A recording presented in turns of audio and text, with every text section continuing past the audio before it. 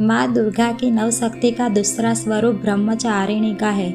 यह ब्रह्म का अर्थ तपस्या है। माँ दुर्गा का यह स्वरूप भक्तों और सिद्धों को अनंत फल देने वाला है। इनकी उपासना से तप, त्याग, वैराग्य, सदाचार और संयम की वृद्धि होती है। ब्रह्मचारिणी का अर्थ तप की चारिणी यानी तप का आचरण करने वाली देवी का यह रूप पूर्ण ज्योतिमय और अत्यंत भव्य है।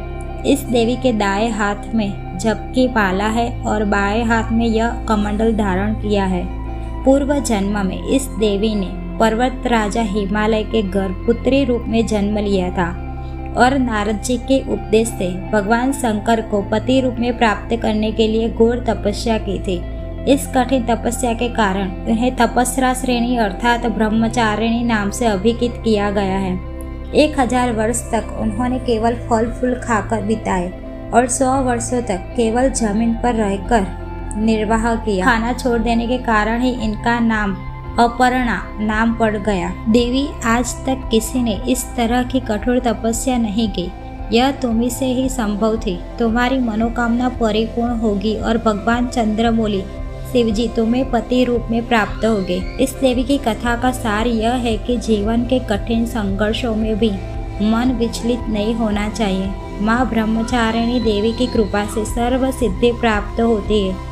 दुर्गा पूजा के दूसरे दिन देवी के इसी स्वरूप की उपासना की जाती है। माँ भगवती को नवरात्र के दूसरे दिन चीनी का भोग लगाना चाहिए। माँ को शक्कर का भोग प्रिय है। ब्राह्मण को दान में भी चीनी ही देनी चाहिए।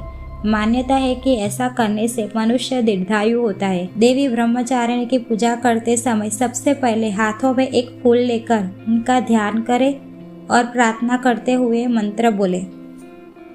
इसके बाद देवी माँ को प्रसाद चढ़ाए और आचमन करवाए। घी एवं कपूर मिलाकर देवी की आरती करें। इन सबके बाद क्षमा प्रार्थना करें और प्रसाद बांट दें। प्रत्येक सर्वसाधारण के लिए आराधना योग्य श्लोक सरल और स्पष्ट है। माँ जगदम्बे की भक्ति पाने के लिए इसे द्वितीय दिन इसका जाप करना चाहिए। या देवी सर्वभूतेषु माँ ब्रह्मचारिणी रूपेण संस्थिता नमस्तस्ते नमस्तस्ते नमस्तस्ते नमो नमः। इसका अर्थ है, हे माँ सर्वत्र विराजमान और ब्रह्मचारिणी के रूप में प्रसिद्ध अम्बे, आपको मेरा बार बार प्रणाम है।